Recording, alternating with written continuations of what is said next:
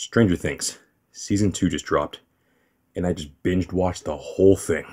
So, without further ado, here's my spoiler-free review of Stranger Things, Season 2.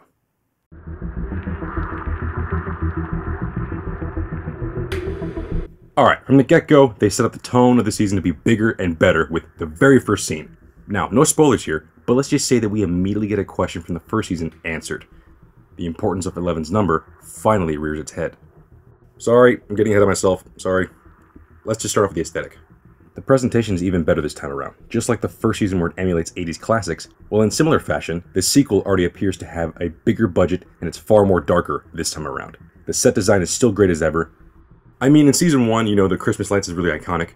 Well, in this season, I'm not sure that it's going to be as iconic as that, but the fact that a whole art department had to handcraft and make that by hand, I mean, they had to make the whole house the way they did, is just amazing. I mean, holy crap, the amount of time that it took must be incredible.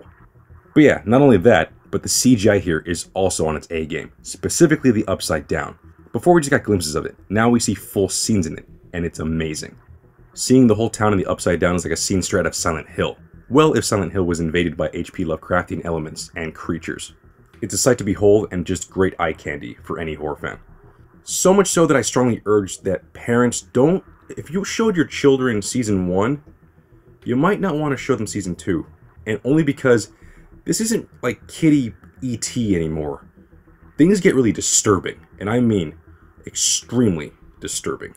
Besides that, let's move on to the music. And I honestly believe that this time around it has gotten better. Not just for the sheer fact that they included far more licensed soundtracks this time around, that, you know, clearly help accent specific scenes, but the original soundtrack appears to have gained more range. It's still nothing but straight synth, but the mood is no longer just mystery and intrigue. In some cases, it goes much more dramatic or somber, allowing for far more emotion throughout this season. All in all, the aesthetic is pretty much the same, just like I mentioned before, bigger and better. But thankfully, the production design is not the only thing that's gotten bigger and better. The story progression and the characters are also just like that. Every actor is amazing, and especially in the last few episodes, they will definitely show you what they got. And there were performances that actually brought tears to my eyes. But besides that, everything here is fantastic, including new relationships, whether they be romantic, sibling, or between father and daughter. And not to mention, we also get some fresh faces added to the mix. Sean Astin of Goonies fame has entered the game, and here he plays the goofy boyfriend of Joyce. He just seems to be here for nostalgic reasons, but as the plot goes on, you truly, really love his character, and honestly, he's a real lovable guy. Next up, Paul Reiser of Aliens fame. And well, let's just say he's practically playing the same kind of character he did then, only this time he's not a sniveling weasel, but more of an intelligent one that I like. As well as the new kids, Billy and Max, who provide a whole new dynamic to the younger age groups. Again, all in all, the characters are fantastic, and again, it all has to do with the writing and the acting. And of course, my favorites are still Hopper and Nancy, but for the kids, it actually kind of shifted here. One of my favorites now is Dusty, and Dustin is freaking awesome, and I'm really glad to see they gave him more to do in this season. And also, I gotta give props to Steve, because holy shit. Whereas he redeemed himself at the end of Season 1, this whole season he was just a badass through and through. Moving on, story-wise, I will not ruin any part of the plot, do not worry. But I do want to talk about the overall pacing, the basic plot points, and how does it compare to Season 1. Well, besides the very tasteful callbacks to the original season, dialogue-wise, it is really different, actually. It's still one huge plot, but much like one of the plot points, there are many different branches that stem from this.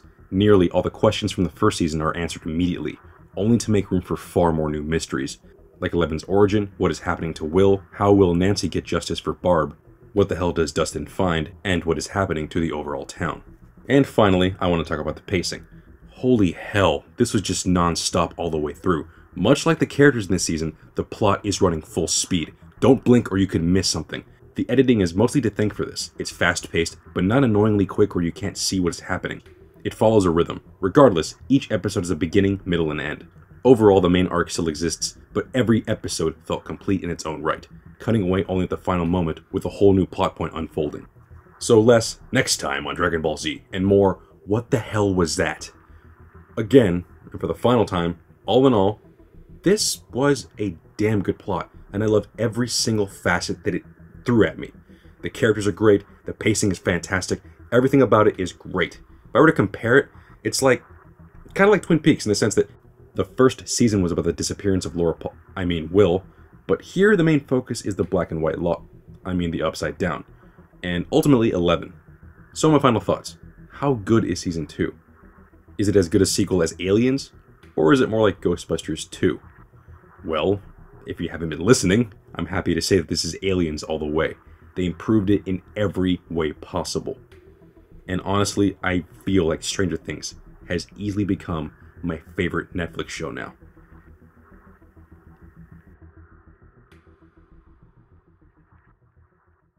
Well, that's the review.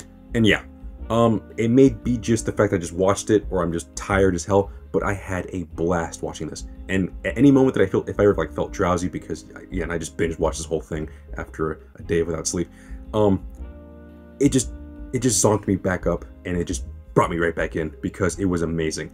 Another cool thing I want to mention, new references I noticed. I noticed Evil Dead, Gremlins, Empire Strikes Back, The Outsiders, Aliens, Scanners, The Exorcist, The Thing, and The Goonies. And I'm pretty sure there's a lot more, but again, as I've said before, I am tired. But yeah, that was fantastic. If you're a fan of the first season, this is definitely going to... It improves in everything, so you're going to love this season. Will you love it more? That remains to be seen. For me, again, riding on the high, but I feel like it just did everything better. So yes, this season, in my mind, easily trumps season 1. But yeah, I don't know what else to say. That was fantastic. It hit every emotion in the freaking book. It was just awesome. I was terrified. This show actually terrified me in some instances. Again, I started tearing up because there was some really heartwarming and sweet moments, and also some sad moments. And also at the end, everything was just, the action-packed moments were just freaking badass. The nostalgia, everything was just freaking amazing. I cannot stress this enough. If you're a fan of the 80s, this is your show. And if you're not, you're still going to enjoy it, because as much, great plot it has some great style to it, and I freaking enjoyed every minute of it. Final words, learn Morse code. Seriously, it's really, really helpful. But yeah, regardless, that's the video. Thank you for watching. Like, comment, and subscribe. And I'll see you guys later.